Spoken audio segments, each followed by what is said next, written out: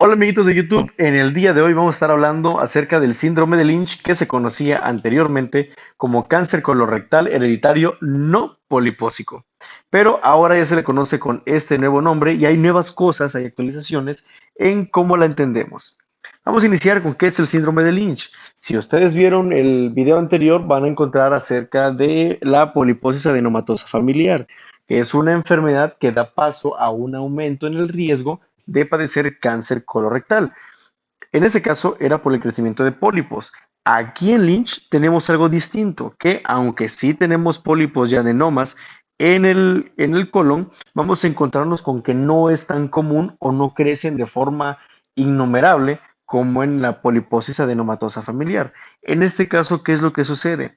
Que hay una alteración en la reparación del ADN y hay defectos en esos mismos genes de la reparación, tanto en MMR, que son los mismatch repair, como en los microsatélites. En los microsatélites son secuencias repetidas de diferentes bases en el ADN. Generalmente tienen una cierta longitud, sin embargo, cuando hay una mayor inestabilidad en esos microsatélites, suele cambiar la longitud de estos mismos. Así que es una forma de diagnosticarlo. Más adelante lo vamos a ver. Pero entonces, ¿qué es lo que sucede? Hay una reparación del ADN incorrecta. Aquí esto no va a funcionar de manera adecuada. Entonces van a tener que cualquier tipo de mutación, sobre todo las mutaciones que tienen que ver con la proliferación de las células, van a aumentar el riesgo de padecer el cáncer, que al final de cuentas el cáncer pues es un aumento de la proliferación celular. Y pues como les menciono, ¿no? Es un trastorno hereditario que aumenta el riesgo de varios cánceres, especialmente el colorectal y el endometrial, aunque no son los únicos. Más adelante lo vamos a ver. Riesgos de cáncer. Entonces, como aquí no tenemos una reparación y cualquier mutación va a seguir perpetuando a lo largo de las generaciones, vamos a tener que podemos encontrar diferentes tipos de cánceres, como el cáncer colorectal, el cáncer de ovario, el cáncer endometrial, el cáncer gástrico, específicamente del estómago.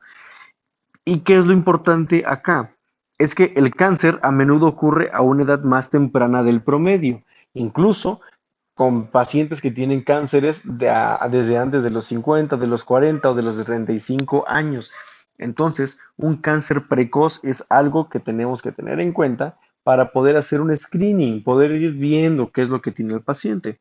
¿Cómo se hereda? En este caso, al igual que en la poliposis adenomatosa familiar, nos encontramos con que hay una herencia autosómica dominante. Eso quiere decir que un padre afectado con una madre no afectada, como recordar, hay que tenemos dos alelos para cada gen.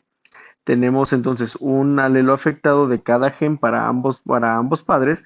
Tendríamos que si tienen cuatro hijos, solamente el 50% van a tener la probabilidad de salir afectados. Y nuevamente, aquí tenemos el mismo mecanismo de los dos golpes.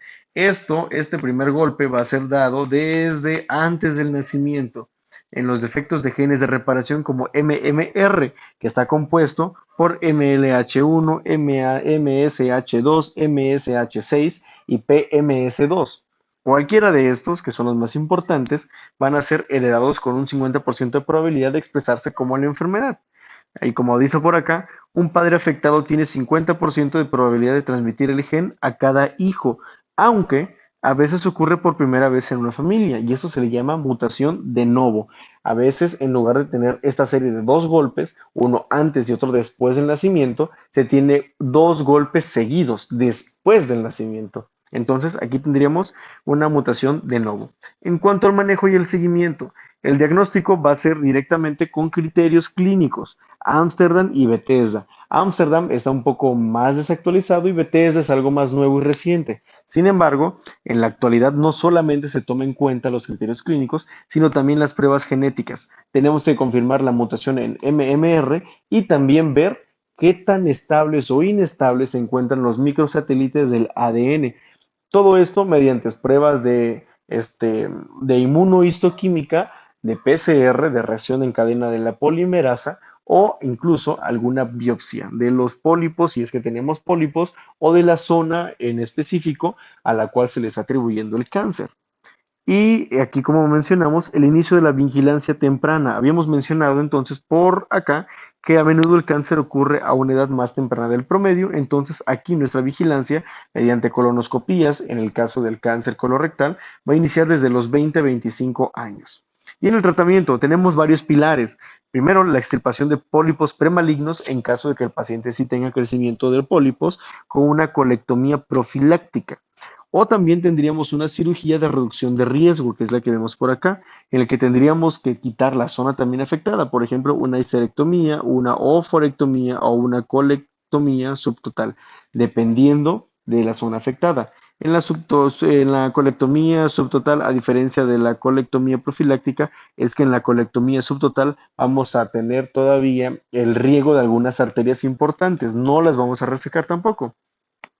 Y o en opciones de quimioprevención, depende de la situación, podemos iniciar con inmunoterapia. Por ejemplo, hay medicamentos como el pembrolizumab y el nivolumab que se ocupan para la inmunoterapia porque estos cánceres, sobre todo el colorectal, son muy buenos respondiendo a la inmunoterapia. Tenemos diferentes tipos de esquemas también para la quimioterapia y algunos otros medicamentos muy importantes, pero estos ya son competencia del doctor que se nos va a atender, que sería el oncólogo. Pero el tratamiento se personaliza según el tipo de mutación, edad y antecedentes. No existe un tratamiento universal o un tratamiento para todos los pacientes, sino que se da directamente dependiendo de las características intrínsecas de nuestro paciente. Y eso sería todo por el día de hoy, amigos, compañeritos de YouTube. Recuerden tomar mucha agua y comer frutas y verduras.